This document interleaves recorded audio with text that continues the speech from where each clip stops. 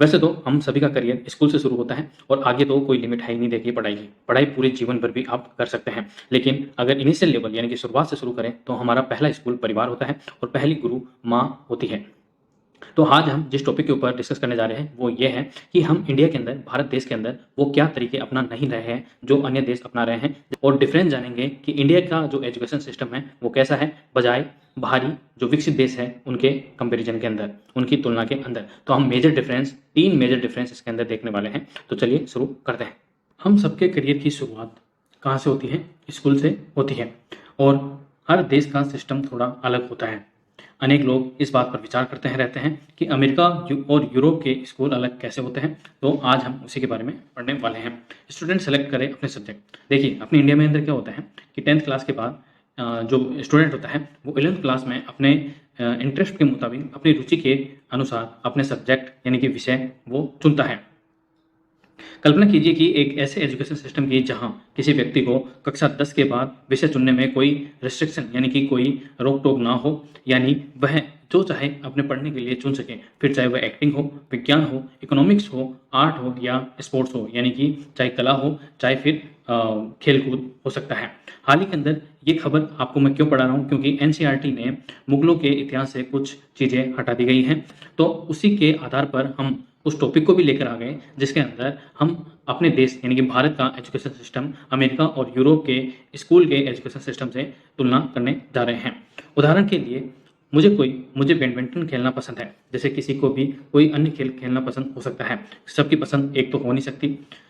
तो उदाहरण के लिए हम समझ लेते हैं कि मुझे बैडमिंटन खेलना पसंद है, तो कक्षा 11 में फिजिकल एजुकेशन यानी कि शारीरिक स्वास्थ्य, फिजिक्स, भौतिकी, मैथ्स यानी कि गणित, साथ में बैडमिंटन को भी एक सब्जेक्ट की तरह पढ़ सकूं और इसमें मास्टर्स या शायद उससे भी आगे पढ़ने की सुविधा हो, मास्टर्स, पीएचडी और उससे भी आगे। ये है बैडमिंटन। तो बैडमिंटन को तो आप जानते होंगे, ये है, इसको बोलते हैं रैकेट।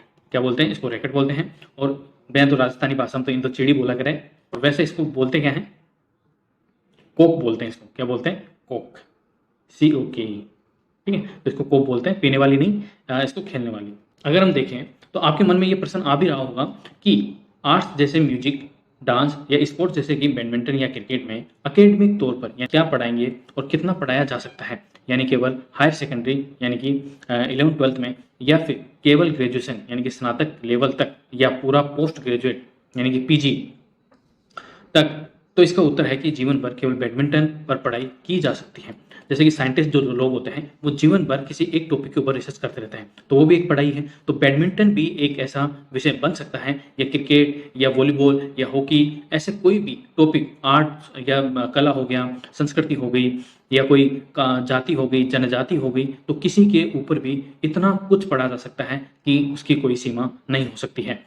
उदाहरण के लिए अगर देखें तो बैडमिंटन खेलना सीखने के साथ साथ बैडमिंटन का अपना खुद का एक इतिहास है, हॉकी का खुद का एक इतिहास है, क्रिकेट का खुद का एक इतिहास है। किसी भी टॉपिक का खुद का एक इतिहास होता है। विज्ञान और अर्थशास्त्र भी, जिसमें इतना कंटेंट रिसर्च कर बनाया जा सकता है कि पोस्ट ग्रेजुएशन तक की पढ़ाई के लिए काफ़ी हो। जरा सोचिए, एक ऐसा बैडमिंटन खिलाड़ी जो न केवल बैडमिंटन की प्रैक्टिस करता है, उसके इतिहास यानी कि हिस्ट्री, विज्ञान, साइंस और अर्थशास्त्र यानी इकोनॉमिक्स से भी परिचित है। मतलब बैडमिंटन एक ऐसा खेल जिसके उसके इतिहास, उसके विज्ञान और अर्थशास्त्र, उसके इकोनॉमिक्स से भी अगर वह परिचित है तो बाकियों से अलग क्यों नहीं होगा। अगर उसके इतिहास से परिचित है तो वो जानेगा खिलाड़ियों के नाम, कैसे वो खेलते थे, किस प्रकार से, कौन सी वो तकनीक होती थी जिससे वो जीता करते थे। विज्ञान, किस तरीके से कौन सी वो टेक्निक्स अपनाई जाए जिससे खेल बेहतर किया जा सके। अर्थशास्त्र, अगर उस गेम का अर्थशास्त्र, इकोनॉमिक्स अगर उसको पता है तो उसका वो बिजनेस भी कर सकता है। तो इन्हीं सभी चीज़ों के आधार पर किसी खेल को लेके जाता है या उसकी पढ़ाई करता है तो वो कितना आगे पहुंच सकता है। क्या ऐसे खिलाड़ियों जिन पर दूसरे सब्जेक्ट्स को पढ़ने का भार नहीं है, भारत की मेडल संख्या को बढ़ा नहीं सकते हैं क्या? जैसे कि सचिन 10th फेल है, लेकिन उसका जो हुनर है सचिन तेंदुलकर का, वो इतना अच्छा था कि वो क्रिकेट का भगवान बन बैठा। और रिसेंटली अभी महेंद्र सिंह धोनी को भी आप देख सकते हैं। वो एक टिकट कलेक्टर, ट्रेन के अंदर टिकट कलेक्टर थे, और आज वो क्रिकेट के जाने माने क्रिकेटर्स के रूप में जाने जाते हैं। हम सभी जानते हैं कि सभी व्यक्ति टॉप पर नहीं पहुंचते हैं। सभी लोग महेंद्र सिंह धोनी और सचिन तेंदुलकर और शाहरुख खान और अमिताभ बच्चन तो नहीं बन सकते हैं, लेकिन वे लोग जो बैडमिंटन खेले तो सही, लेकिन खेल में कुछ खास नहीं कर पाए। वे अपनी पढ़ाई पूरी कर बैडमिंटन के क्षेत्र में ही रोजगार ढूंढ पाएंगे। जैसा कि मैंने आपको बताया, अगर अर्थशास्त्र का ज्ञान है, विज्ञान का ज्ञान है, तो वो उसके अंदर रोजगार भी ढूंढ सकते हैं। जैसे कोई कोच बनना पसंद कर सकता है, तो कोई कमेंटेटर या फिर कोई शटल कोक और रैकेट बनाने की यूनिट डालना पसंद कर सकता है। ये देखिए, ये शटल कोक बना रहे हैं। क्या बना रहे हैं? शटल कोक बना रहे हैं। अगर किसी स्टूडेंट को इन सभी चीज़ों का ज्ञान होगा, इतिहास का, विज्ञान का और अर्थशास्त्र का, किसी भी टॉपिक, किसी भी खेल के प्रति, जैसे कि बैडमिंटन के प्रति हम मान लेते हैं क्योंकि हम उसी का उदाहरण लिए हैं, तो वो अपने लिए रोजगार भी चुन सकता है या फिर कोच भी बन सकता है। ऐसे में फिर स्पोर्ट्स शॉप से लेकर स्पोर्ट्स अकेडमी तक के रास्ते खुले हैं और तो और बैडमिंटन पढ़ाने वाले लोगों की भी आवश्यकता होगी। करियर फंडा में आपका स्वागत है। मुझे नहीं पता कि किसी देश में इस स्तर पर प्रयास हुए हों, लेकिन समझने की बात यह है कि काफ़ी कुछ किए जाने की संभावना है। अमेरिका और यूरोप के कई देशों के एजुकेशन सिस्टम में समय के साथ विकास हुआ है और आज वे भारत के एजुकेशन सिस्टम से अधिक कुशल, एडवांस और पॉजिटिव रिजल्ट देने वाले साबित हुए हैं। हालांकि भारत के अंदर भी न्यू एजुकेशन पॉलिसी आ चुकी है। अब वो कब तक लागू होती है और किस मात्रा में उसकी क्वालिटी रहती है, गुणवत्ता रहती है, ये तो आने वाली सरकारों के ऊपर ही निर्भर करता है। आज हम यही देखने की कोशिश करेंगे कि वे लोग ऐसा क्या कर रहे हैं जो इंडिया के अंदर हम लोग नहीं कर रहे हैं। सबसे पहले डिफरेंस नंबर 1 यानी कि तुलना नंबर 1 देख लेते हैं। ब्रिटिश इंपीरियलिज्म की छाया। जैसे कि आप लोगों को सबको पता है कि 1601 के अंदर ब्रिटिश जो अंग्रेज हैं वो भारत के अंदर आते हैं और 250 सालों तक उन्होंने भारत के ऊपर राज किया। ये तो किसी से छुपी नहीं है। भारत के एजुकेशन सिस्टम पर ब्रिटिश इंपीरियलिज्म के समय आवश्यक स्किल्स जैसे कि रट्टा मारकर याद करना और आज भी ऐसा ही परिपाटी चली आ रही है कि आज भी रट्टा मारकर ही याद किया जाता है। अच्छी हैंड राइटिंग बनाना, मेंटल कैलकुलेशन आदि पर बहुत जोर है, जबकि यूरोप और अमेरिका के स्कूल अब इससे आगे निकल चुके हैं। और क्रिटिकल थिंकिंग मतलब किसी चीज़ के बारे में उसके नेगेटिव और पॉजिटिव एस्पेक्ट को देखना क्रिटिकल थिंकिंग कहलाता है। प्रॉब्लम सॉल्विंग यानी कि आपके पास कौन कौन सी समस्या है उनको सुलझाना, प्रॉब्लम सॉल्विंग की स्किल्स।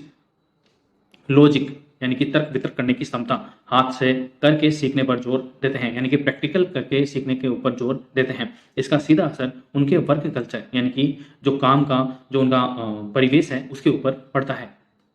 तो ये काफ़ी अच्छा होता है कि अगर आप कोई भी चीज़ प्रैक्टिकल करके सीखोगे तो वो ज़्यादा दिमाग में रहेगी बजाय उसको रट्टा मारकर याद करने के। आपने ये क्लासरूम तो आपने अपने जीवन में देखा ही होगा। अगर आप ये वीडियो देख रहे हैं तो यहाँ तक पहुँचे हैं तो मतलब इस क्लासरूम और इस परिवेश से तो आप निकल ही चुके होंगे।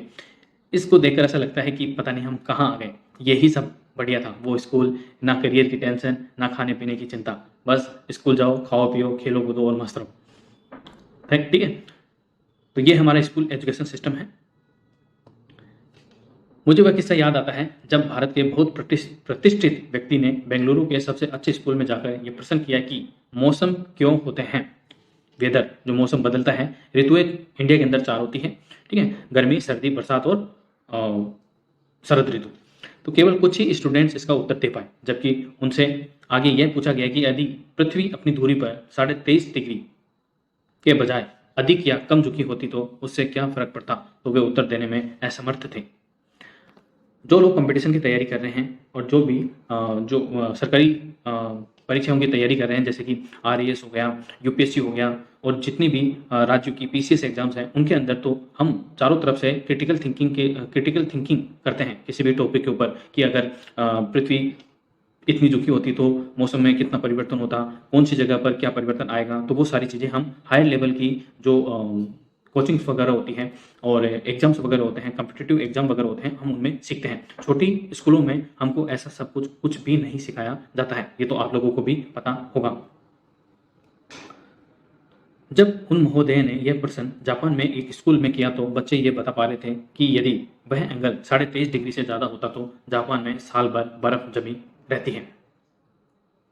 कहने का अर्थ यह है कि भारत के स्कूलों को अब तथ्य आधारित शिक्षा के बाहर निकलकर कॉन्सेप्ट आधारित शिक्षा पर फोकस करना होगा। ये न तो सरल है और न ही स्वाभाविक है, ठीक है। तो इतनी सालों से चली आ रही शिक्षा पद्धति को बदलना आसान काम तो नहीं है होगा, ठीक है।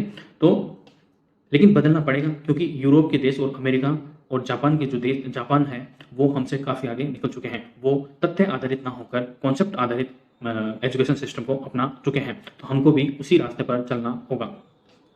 डिफरेंस नंबर सेकंड, तो सेकंड है सभी विषयों का सम्मान होना चाहिए। तो समान रूप से सभी विषयों का सम्मान होना चाहिए। कई लोग क्या करते हैं कि एक विषय जिसको अच्छा लगता है वो उसी के अंदर ज़्यादा घुस जाता है, अंदर तक चला जाता है, लेकिन आपको सभी विषयों का बराबर ज्ञान होना बहुत ही ज़्यादा जरूरी है। भारतीय स्कूलों में पाठ्यक्रम आमतौर पर मैथ्स यानी कि गणित, साइंस यानी कि विज्ञान और लैंग्वेज यानी कि भाषा जैसे शैक्षणिक विषयों पर अधिक केंद्रित होता है। इसके विपरीत यूरोप और अमेरिका में आर्ट्स यानी कि कला, म्यूजिक यानी कि संगीत, फिजिकल एजुकेशन यानी कि शारीरिक स्वास्थ्य, प्रोफेशनल ट्रेनिंग जैसे विषयों पर विषयों सहित पाठ्यक्रम अधिक विविध होते हैं, मतलब डाइवर्स होते हैं।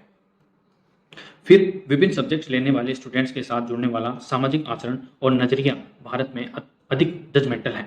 मतलब जैसे मान लो कोई स्टूडेंट आर्ट्स ले लेता है, तो आस पड़ोस के और रिश्तेदार कहते हैं आर्ट्स क्यों ले ली, इसको तो साइंस दिलानी चाहिए थी। फिर अगर साइंस दिला दिए तो उसके अंदर भी कई सेगमेंट हैं, कई ब्रांचेज वगैरह हैं, लेकिन मैथ्स हो गया, साइंस हो गया, बायो हो गया, फिजिक्स केमिस्ट्री मैथ वाला सिस्टम हो गया, तो उसके अंदर भी जजमेंटल हो जाते हैं आस पड़ोस के और परिवार के लोग और रिश्तेदार। तो ऐसा नहीं होना चाहिए। बायोलॉजी और ह्यूमन रिसोर्सेज लड़कियों के विषय हैं या ह्यूमैनिटीज उनके जो कम परसेंटेज लाते हैं उनके लिए हैं। तो आपने ये तो देखा ही होगा कि जिस व्यक्ति के 10th के अंदर कम परसेंटेज आते हैं तो आस पड़ोस के रिश्तेदार और परिवार वाले कहने लगते हैं कि इसको तो आर्ट्स दिला दो, लेकिन ऐसा नहीं है। इसी परिपाटी को हमको बदलना है। तो आपको भी किन किन रिश्तेदारों ने और परिवार वालों ने कहा है कि कम परसेंटेज पे इसको आर्ट्स दिला दो या इसको घर मजदूरी पे लगाओ, तो आप कमेंट बॉक्स में मुझे बता सकते हैं, ठीक है। क्योंकि ऐसे लोग होते हैं और हर किसी के साथ ऐसा हुआ होगा, ये मैं गारंटी के साथ बता सकता हूँ। नेक्स्ट है, ये देखिए, ये बच्चा 10वीं के अंदर कम मार्क्स लाया है, ठीक है, और परिवार के रिश्तेदार सब लोग ये बोल रहे हैं इसको तो आर्ट्स दिला दो, क्या दिला दो, आर्ट्स दिला दो, और बच्चे की ज़िंदगी खराब कर देते हैं। बच्चे से तो पूछते भी नहीं कि उसको क्या चाहिए क्या नहीं चाहिए। नेक्स्ट है, वहाँ कई जगहों पर तो अब पाठ्यक्रम को विषय के आधार पर ना करके टॉपिक के आधार पर करने की भी पहल हुई है। कहाँ पर बात हो रही है ये? यूरोप, अमेरिका और जापान के अंदर। मतलब आप इतिहास नहीं पढ़ेंगे बल्कि सेकेंड वर्ल्ड वॉर हेडिंग के अंतर्गत पढ़ेंगे। उसी प्रकार फिजिक्स नहीं, थर्मोडायनेमिक्स के लॉ पढ़ेंगे इत्यादि। जैसे कि आपका एक बुक होती है, ठीक है, एक सब्जेक्ट हो गया, जैसे हिस्ट्री। अब हिस्ट्री के अंदर द्वितीय विश्व युद्ध, तो हिस्ट्री के अंदर द्वितीय विश्व युद्ध आता है, तो पूरी बुक के अंदर द्वितीय विश्व युद्ध आता है। तो अगर आप पढ़ना चाहते हैं केवल और केवल द्वितीय विश्व युद्ध, तो वो भी पढ़ सकते हैं। उसकी भी पहल की जा रही है कहाँ पर? यूरोप के अंदर और अमेरिका के अंदर, जो भी विकसित देश है वहाँ पर। और हमारे क्या होता है, हमारे तो एनसीईआरटी के अंदर इतिहास ही बदला जा रहा है, यहाँ तक कि रोड के और शहरों के नाम तक बदले जा रहे हैं। तो हमारे तो इतिहास मिटाने का काम हो रहा है, ना कि इतिहास लिखने का, ठीक है। तो हमारे तो हिंदू मुस्लिम और इनसे ही नहीं उभर के आर पा रहे हैं, तो एजुकेशन तो बहुत दूर की बात है। लेकिन फिर भी कोशिश करते रहेंगे, और कोशिश की है तभी तो हम यहाँ तक पहुँचे हैं। नेक्स्ट डिफरेंस जो है वो है पढ़ाने का तरीका। भारतीय स्कूल अक्सर ट्रेडिशनल टीचिंग मेथड्स जैसे कि लेक्चर देना, नोट्स लिखवाना और होमवर्क असाइनमेंट का प्रयोग करते हैं। तो ये तो परिपाटी चलती आ रही है, हमने भी यही पढ़ा है और आपने भी यही पढ़ा होगा। इसके विपरीत यूरोप और अमेरिकी स्कूल अधिक इंटरेक्टिव टीचिंग मेथड्स को शामिल करते हैं, जैसे कि ग्रुप वर्क यानी कि समूह के साथ काम करना, प्रोजेक्ट बेस्ड लर्निंग यानी कि आपको प्रोजेक्ट दिया जाता है, फिर आप उस प्रोजेक्ट के ऊपर काम करते हैं, खुद से प्रैक्टिकल करते हैं, तब जाके सीखते हैं। और ऑनलाइन शिक्षा हमारे तो कोरोना के बाद से चालू हुई, लेकिन वहाँ पर पहले से ही चालू हो चुकी थी। प्रोजेक्टर के माध्यम से पढ़ाते थे, घर के ऊपर उनको टास्क दिए जाते थे, उनको पूरा करके मंगवाया जाता था स्कूल के अंदर, फिर उसके ऊपर ग्रेड्स दिए जाते हैं। कहाँ पर? यूरोप और अमेरिका की स्कूलों के अंदर। लेकिन हमारे यहाँ क्या होता है, हमारे यहाँ भैंस की टांग नोट्स लिखवा रहे हैं, और दिवाली के ऊपर जितने भी होमवर्क है, कॉपियाँ भर भर के होमवर्क देते थे, फिर दिवाली के दिन बच्चा बस होमवर्क ही करता रहता था। ऐसा नहीं कि कोई टास्क दे दे कि जैसे अब दिवाली के अंदर बच्चे पटाखे छोड़ते हैं, तो बच्चों को टास्क ये दे दे कि पटाखे के अंदर कौन कौन से एलिमेंट्स होते हैं, कैसे वो पटाखा बनता है, तो आप उसके ऊपर रिपोर्ट बना के लेके आएंगे। नहीं, लेकिन हमारे एजुकेशन सिस्टम में क्या होता है, हमारे टीचर्स और स्कूल के क्या करते हैं कि वो पूरे, जैसे मान लो दिवाली आती है अक्टूबर नवंबर के आसपास, और सेशन चालू हो जाता है मार्च अप्रैल के अंदर, बीच में छुट्टियां जाती है गर्मियों की, जो 6 महीने का जो पढ़ाया हुआ होता है वो सभी होमवर्क में दे देते हैं कि उसको रिपीट करके लेके आना। अब देखिए, पहले तो एजुकेशन सिस्टम इतना महंगा हो गया, साथ में वो 6 महीने के अंदर जो पढ़ाया हुआ है उसको कम से कम भी नहीं तो 500 से 1000 रुपये का खर्चा आ जाता है। नई कॉपियाँ आएंगी, पेन आएगा, वो दिन भर बैठा रहेगा, फिर और तो और जब वो होमवर्क नहीं करके लेके जाता है तो स्कूल के अंदर उसकी पिटाई भी होती है। तो बताओ, ऐसा एजुकेशन सिस्टम है अपना, तो इसको बदलने की ज़रूरत है कि नहीं है? आप मुझे कमेंट बॉक्स में ज़रूर बताएं। नेक्स्ट है, ज़रा सोचिए, कक्षा छठी में आपको अकबर का राज्याभिषेक कब हुआ था? यह डेट रटवाने के बजाय कहा जाता है कि एक फैंसी ड्रेस कंपटीशन है जिसमें सब बच्चे मुगल दौर के समय पहने जाने वाले कपड़े पहनकर आएंगे, या फिर मुगल दौर में बनाई जाने वाली डिशेज यानी कि जो भी खाने पीने की जो चीज़ें होती हैं बनाकर घर से लेकर आएंगे या स्कूल में बनाएंगे, यह कहा जाता है। तो आपको कितना इंटरेस्ट, आपको कितनी रुचि पैदा होती है उस चीज़ को करने में, बजाय उसके ये अकबर का जन्म कब हुआ था, अकबर कब मरा था और अकबर ने कौन कौन से युद्ध लड़े थे, इसके। ऐसी लर्निंग होती है जो विषय में आपकी रुचि बढ़ाती है, विषय आपको बोझ नहीं लगता, आपको एजुकेशन का दैनिक जीवन में उपयोग समझाती है और जीवन भर आपके साथ बनी रहती है। सोचो, आपने कोई ऐसा प्रैक्टिकल किया हो अपने जीवन के अंदर तो आपको अभी तक वो याद हो। स्कूल लाइफ में कोई ऐसी घटना, ऐसा प्रैक्टिकल या ऐसा स्पोर्ट्स खेला हो जो आपको अभी तक याद है, तो आप मुझे कमेंट बॉक्स में जरूर बताएं, क्योंकि प्रैक्टिकल किया हुआ आपके जीवन भर साथ रहता है, बजाय आपको रट्टा मार के याद करवाया गया।